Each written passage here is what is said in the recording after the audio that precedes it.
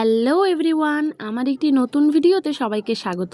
আজ বানাবো এই যে মাগুর মাছগুলো দেখতে পাচ্ছ, তাকে পেঁপে, কাঁচকলা, আলু দিয়ে জিরে বাটা দিয়ে ঝোল। তো প্রথমেই নুন, হলুদ আর সামান্য পরিমাণ সর্ষে তেল দিয়ে মাখিয়ে রেখেছিলাম। মা বলে সর্ষে তেল দিয়ে মাখিয়ে রাখলে মাছ ফাটে না, জানি না, তাও একদম দুর্দান্ত লেভেলের ফেটেছে, তোমরা দেখতেই পাবে। কড়াই গরম করে নিলাম আর অল্প হলুদ দিয়েছিলাম না যাতে মাছটা ঠিকরে, কিন্তু দেখো যা জোরে ঠিকরেছে।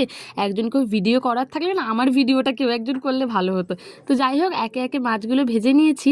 তারপরে পেঁপে, কাঁচকলাগুলো হলুদ জলে ভিজিয়ে রেখেছিলাম। আর আজকের ভিডিও বানাতে গিয়ে সব দিকে গন্ডগোল, ফার্স্টে মাছ ভাজার ওটা দেখাতে পারলাম না।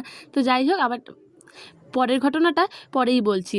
তারপর কড়াই বসিয়ে সবজিগুলো দিয়ে দিলাম, পেঁপে, কাঁচকলা আর আলু। তারপরে অল্প করে গোটা জিরে দিয়ে দিলাম, তারপরে পেঁয়াজ, কাঁচা লঙ্কা দিয়ে দিলাম, দিয়ে অল্প করে আদা বাটা, টমেটো দিয়ে দিলাম, দিয়ে ভালোভাবে কষাবো। কষানো হয়ে গেলে নুন, হলুদ গুঁড়ো আর সামান্য একটু লঙ্কা গুঁড়ো দেবো, লঙ্কা গুঁড়ো না দিলেও চলে।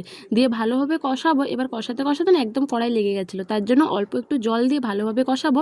কষানো হয়ে গেলে গুঁড়ো জিরে ভিজিয়ে রেখেছিলাম, সেই জলটা দিয়ে দেবো আর জল দিয়ে দেবো। জল দিয়ে ফুটে উঠলে ভেজে রাখা মাছগুলো দিয়ে দিলেই তৈরি আমাদের মাগুর মাছের ঝোল।